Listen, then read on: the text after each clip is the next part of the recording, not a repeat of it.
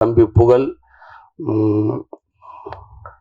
அவர் இன்னும் மேலும் சினிமாவில் உச்சத்தில் இருப்பான்றல எந்த மாற்றமும் இல்லை, எல்லாத்துக்குமே தெரியும் நினைக்கிறேன். அவங்ககிட்ட அவ்வளோ ஒரு திறமை இருக்குது. அவன் சொன்னேன், காவியத்தில் தான் இருந்து கஷ்டப்பட்டு இங்கே இருந்தால் வளர்ந்து அப்படின்னு சொன்னேன். கடலூர்ல இருந்து வந்து இங்கே கிடைக்கிற வேலையில பார்த்துட்டு ஹோட்டலில் இலையை எடுத்துட்டு எதிர்த்தாப்புல லாரிலாம் அன்றைக்கி இங்கே தான் நான் கிரீஸ் அடிப்புன்னு சொன்னேன். இது எல்லாமே எனக்கு சினிமாவுக்கு நிறையா பேர் ஜெயிச்சவங்க நிறையா பேர் கஷ்டப்பட்டு தான் வந்திருக்காங்க. அந்த வகையில் தான் அவனும் வந்திருக்கேன். அந்த வகையில் தான் நானும் வந்து இந்த இடத்துல நிற்கிறேன்னு நினைக்கிறேன். அதே தெருவில் தான் நானும் வளர்ந்துருக்கேன். ஸோ எனக்கு ரொம்ப சந்தோஷமாக இருக்குது.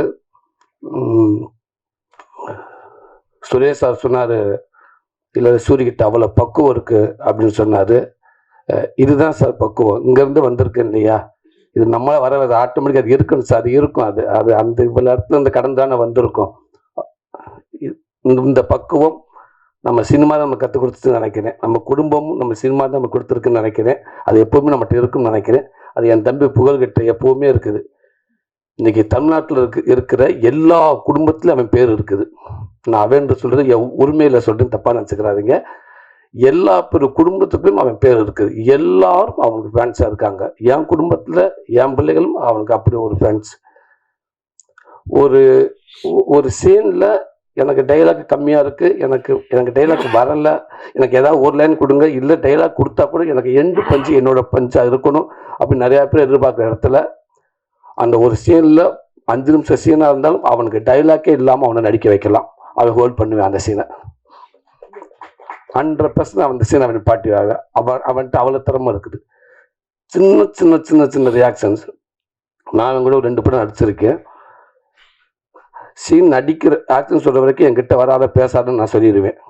டெவிசரி பேசாதா அப்படின்ட்டு. இல்லைன்னா நான் டக்கு வந்து மிஸ் ஆகிடும் சொன்னால் கேளு, இது சீரியஸ் சீன்றாக சொன்னாக்க தம்பி கிட்ட வராத பேசாதான்னு குட்டு ஒரு விஷயத்த சொல்லி சிரிக்க வச்சுக்கிட்டே இருப்பேன். இப்போ கூட நான் பேசிக்கிட்டு இருக்கையிலே கேட்டேன், எல்லாரும் சொன்னாங்க புலிகிட்ட வந்து அவ்வளோ பயமாக இருந்துச்சுண்டு. எப்படா புலியை சமாளிச்சுன்னு கேட்டேன். அதுக்கு அவன் சொன்னேன், நான் சிங்கப்புலியா நினைவே சமாளிச்சுட்டு இந்த புலியை சமாளிக்க மாட்டேனான்டா. இப்படிதான் அவன் குட்டு அவங்ககிட்ட இருக்கிறப்ப அதை நம்ம சிரிச்சுக்கிட்டே இருக்கலாம். அவ்வளோ திறமைகள் இருக்குது. நான் திருப்பி சொல்கிறேன், உனக்கான வாய்ப்பு இங்கே ஜெயிக்கிறது அப்படின்றத விட நிலைக்கிறது ரொம்ப கஷ்டமாக இருக்குது. ஜெயிக்கிறது முக்கியம், அதை விட